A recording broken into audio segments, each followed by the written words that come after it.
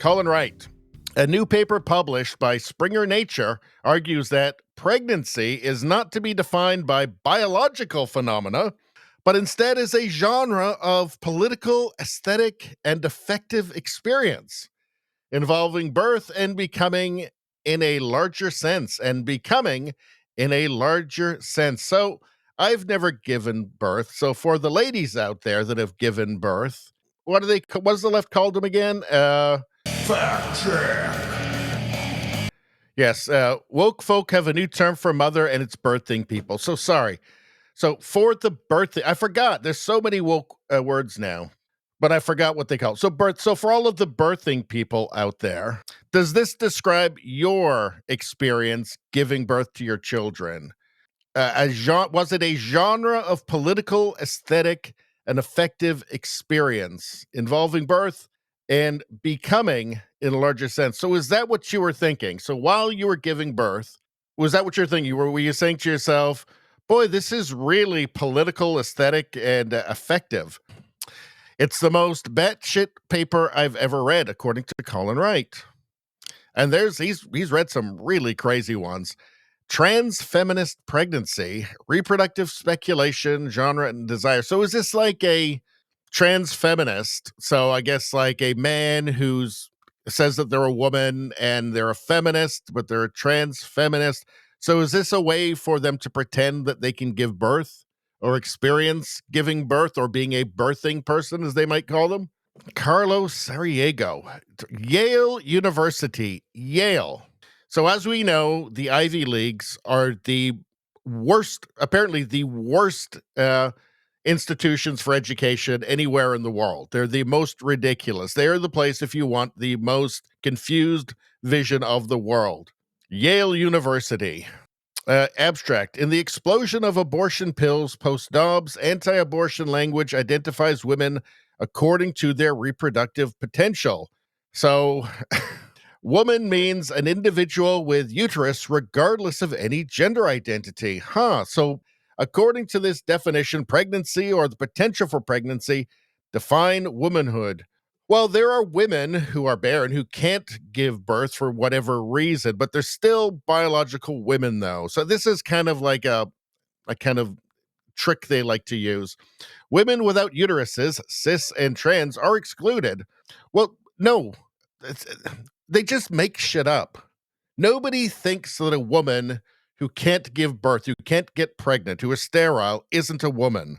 They just make all this stuff up. Yale University, folks. As trans men with uteruses are absorbed into the category of women. Do we even need to deal with that? I mean, it's so insane. What year was this, by the way? This is 2025. All right. I argue that pregnancy is not to be defined by biological phenomena, but instead is a genre of political, aesthetic, and affective experience and expectation, as a multi-dimensional genre of experience rather than merely a biological datum, just a mere biological datum. Pregnancy is an existential experience involving birth and becoming in a larger sense. We need a more all-encompassing notion of pregnancy to include trans people, obviously. That's what this total and utter confusion is all about, which is nourished by the capacious social world of conception. What does any of this mean? The capacious social world of conception. What does that mean, Yale University? Does it mean anything? Or is it just a word salad to give, false weight to what is just obvious far leftist gibberish?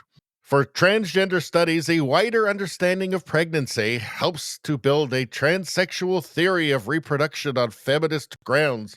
We don't need a new theory of reproduction. We know how it works, right? We're sexually reproducing species, sexually dimorphic. We know how babies are born. We know where babies come from, all right? We know about the birds and the bees already. There's no confusion on this, and we don't need anything on top of it. We just need reality. When I talk about how leftists are not interested in fitting their ideology into the world, they're interested in fitting the world into their ideology, and they're happy to break the world in the process. This is what I'm talking about. This is comedy. This is satire. Does Yale understand? Does Yale University understand? None of this is real. This is just comedy. This is indistinguishable from satire. This is indistinguishable from if somebody wanted to just write an abstract on something insane to make fun of Yale University. Do they understand this? Apparently not. The paper then outlines 3 arguments rooted in archival research, novels, poetry, and theoretical work for why pregnancy should be divorced from biology. I wonder if it's any of this person's own poetry. Did they write some poetry and then claim that's evidence of something? It presents 3 case studies involving transition, performance, and labor. Who wrote this? Who wrote this again? This was Carlo Sarajevo. I wonder if they wrote like an epic poem called Butt Baby or something, and it's part of their thesis. Hold on. For why pregnancy should be divorced from biology. You can't make this up. I get it's indistinguishable from comedy. Let's see. To make this argument, I introduced 3 subgenres of transgender pregnancies as case studies. From different angles, these subgenres each expand the definition of pregnancy, performance, transition, and labor. It's just whether or not you can actually get pregnant or not and give birth. That's it. And that we know who can do that. I compare Octavia Butler's short story Bloodchild with Tori Peters' 2021 novel Detransition Baby. Well, I guess that answers all of your questions, biologists. I mean, she's comparing a short story with a novel. So that's it. Case closed. I mean, it doesn't get any more scientific than that. Just ask Yale.